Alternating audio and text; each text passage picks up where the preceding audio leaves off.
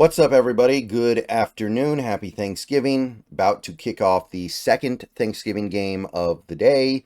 Not the greatest day of Thanksgiving football, but it is a day of Thanksgiving football nevertheless, and you got to try to get something out of it. And we're doing one of these again. We're doing one of these videos again where we talk about something that admittedly has no concrete basis in facts or reality yet, but there's energy here now. That's really all I can say. It's vibes, right? Because sometimes you put a ball on the ground and you start rolling it and it starts picking stuff up as it rolls, and then it gets bigger and bigger and bigger, and then eventually nobody can stop it.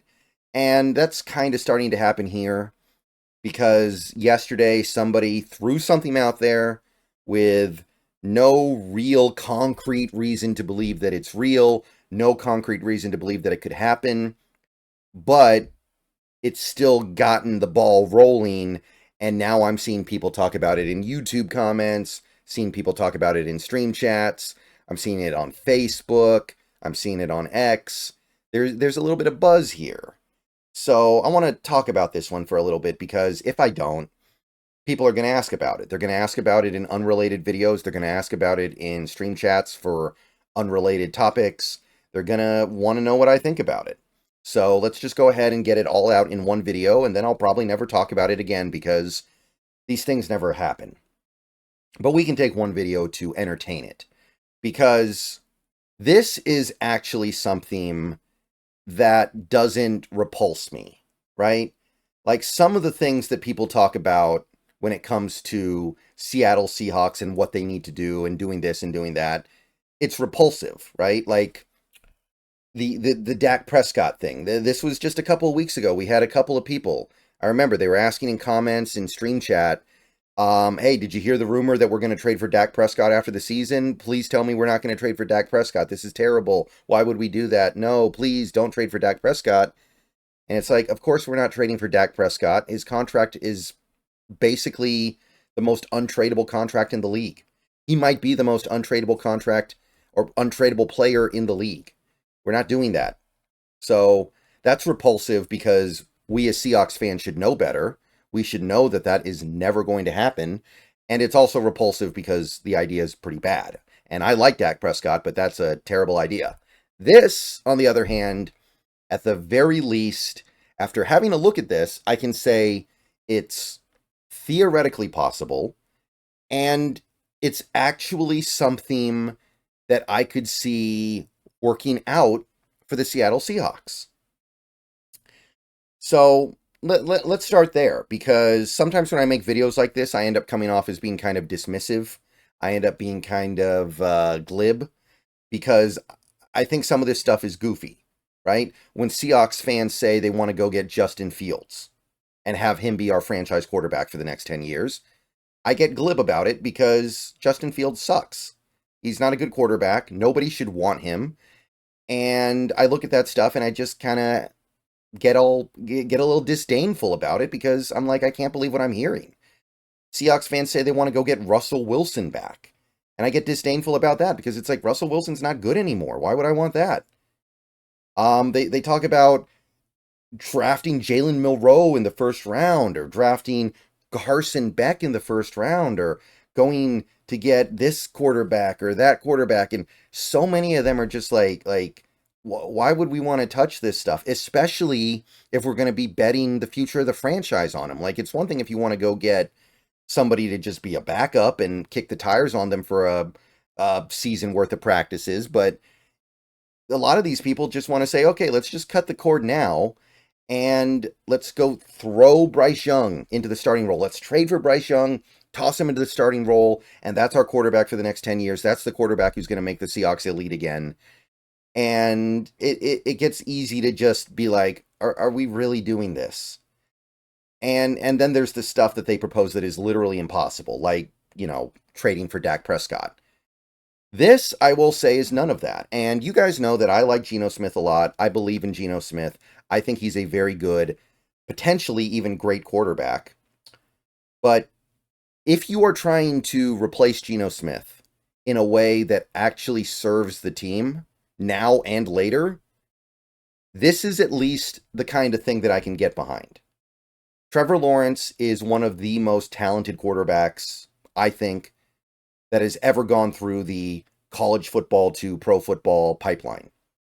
I think he is one of the greatest college football quarterback prospects ever. I think if you built a Mount Rushmore, it would be John Elway, Andrew Luck, Trevor Lawrence, and Caleb Williams in some order. That would be pretty close to the order, honestly, but regardless, he is up there. He has everything you can look for in a quarterback prospect. And if this could happen, and for a couple reasons I'm going to get into later in this video, I don't think it can happen. This is something that I look at and I go, okay, this is an idea to make the Seahawks an elite Super Bowl winning team again. So many of the other things that I hear just sound like ideas to replace Geno Smith, and I can't get behind that. Like, people have such a hatred, an irrational and not based in reality hatred of Geno Smith. They just want anybody who isn't Geno Smith. And I don't get any of that stuff. To me, that's just whining for the sake of whining, and I dismiss it. This is not that. This is not Justin Fields. This is not I don't know, what would be that guy? Desmond Ridder. This is not Malik Willis.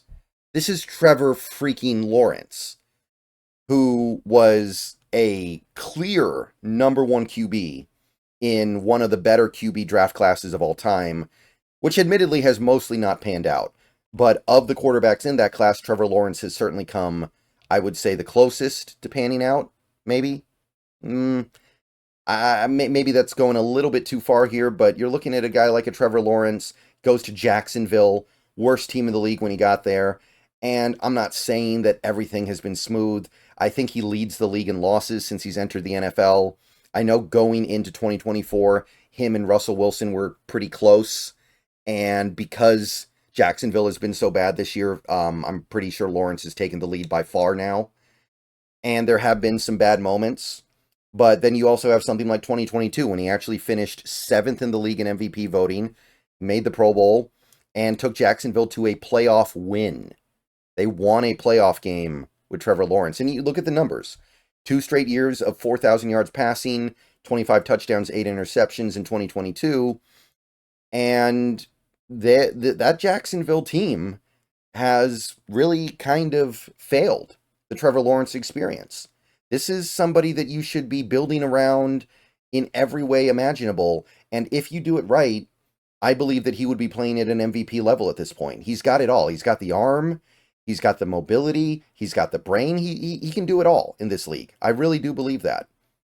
But hasn't totally happened yet. We saw signs of it in 2022. And I know 2022 was a while ago now.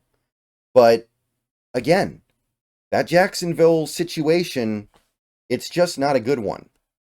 So if the Seahawks had the opportunity to go get Trevor Lawrence and say, we're going to succeed where Jacksonville failed you and we're going to find a way to make this work, yeah, sign me up for that.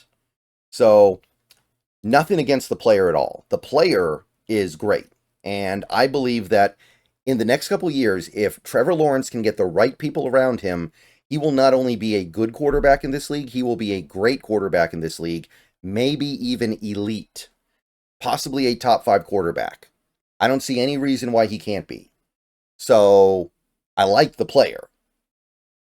And I will say this, and I didn't know this until I actually looked. I didn't know this, but Trevor Lawrence's contract is constructed in a pretty interesting way.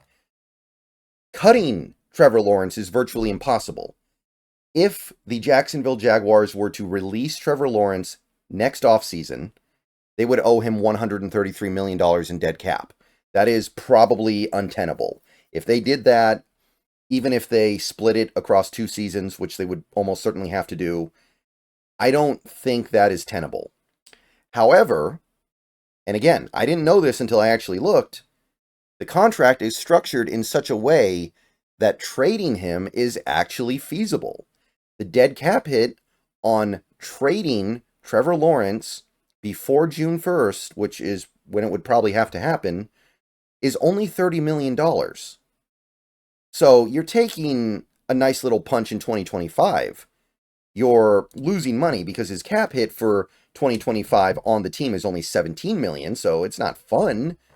But teams take $30 million in dead money all the time. Russell Wilson has like 3 cap hits in his career that are more than that or close to that. Daniel Jones, you got dead cap hits of $30 million, I think, in 2 different seasons for Daniel Jones, if I remember right, or close to it. So that is actually doable. So this is not me saying this is literally impossible. This is not literally impossible. This is doable. Now understand there are a few things that come with that. Number one, what that tells you is that if Jacksonville's not paying him that money, because he did sign this monster contract, 5 years, $275 million, if Jacksonville's not giving it to him, then the team that trades for him is going to be giving it to him. So you are going to be on the hook for a pretty decent chunk of money. You are going to be on the hook for a pretty significant amount of cap hits for the next several years if you do this trade.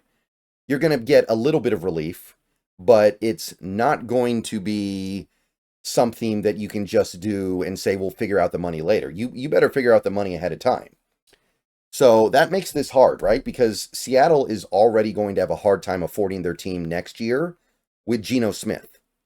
You trade for Trevor Lawrence, maybe you can make it work because the initial cap hits won't be massive because it is a long-term deal, but you're going to have to do some gymnastics. And I think it's worth doing for a guy like a Trevor Lawrence if you can make the trade structured properly. But there are obstacles to that as well, because Jacksonville is not going to give him away. What I just said about Trevor Lawrence, Jacksonville knows that too. They know how coveted this guy was. They know how coveted this guy is. They know how good he can be. This stuff doesn't cost $1. You're probably going to have to give up multiple first-round picks to get Trevor Lawrence. And I know people are going to say, oh, he's been bad the last couple years. I don't even know if that's true or not. But even if you accept that as true, they're not going to trade the number 1 overall pick a few years ago that has made a Pro Bowl for peanuts. And are you going to send players back in that trade? Maybe you give them Geno Smith back so they have a viable quarterback for a year or two while they're trying to figure out what they do next. Maybe you do that. That would help take care of that problem a little bit, but that's only going to be worth so much. You're looking at giving up some pretty serious draft capital on top of that, or you're looking at giving away some of your really good young players in this package. Guys like, I don't think you trade Charles Cross. I think you take him off the table, but is one of our young edge rushers on the table? Maybe. Is somebody like one of our young cornerbacks on the table? Potentially. And I don't know if that's something that this team is going to be looking to do when they're just getting started on this new era of Seahawks football with McDonald. I think you also have to consider the fact that as of right now, the Seahawks are not necessarily positioned to support Trevor Lawrence as much as they need to, because Trevor Lawrence is a quarterback who has already proven, and really very few quarterbacks can do this. This is not a knock on him, but he's not a quarterback who can take a bunch of garbage and elevate it to an elite status. Jacksonville is proof of that over these last, I'd say, year and a half. So you're going to have to support him. And right now, we don't really have the offensive line to support him. Maybe we can get it done this offseason. But if you're trading for Trevor Lawrence, you're running out of assets very quickly that you can use. So maybe he would just come here and get killed behind the offensive line the same way that he would get killed anywhere else. Then you're not going to get good stuff out of him. And the main thing that I come back to is that Jacksonville has to know how talented this guy is. They just gave him over $250 million. They know how good he is. They're not going to give up on him. They're going to go get another coach. They're going to go try to get Ben Johnson, or if Shanahan gets fired, they're going to get him. They're going to find somebody who is going to get Trevor Lawrence back on the right track and hope that in a year or two they have a top 5 quarterback. And I think that's something that could totally happen. You give Ben Johnson Trevor Lawrence, I think you're going to make beautiful music. And if you're Jacksonville, isn't that way better than trading him and completely blowing everything up when you made the playoffs and won a playoff game a couple years ago? So I don't think it's going to happen. I don't know if the Seahawks could make it happen. But I will say, good try, everybody. All right. I'm going to get out of here. See you guys later. Go Hawks. Just wanted to talk about this for a little bit.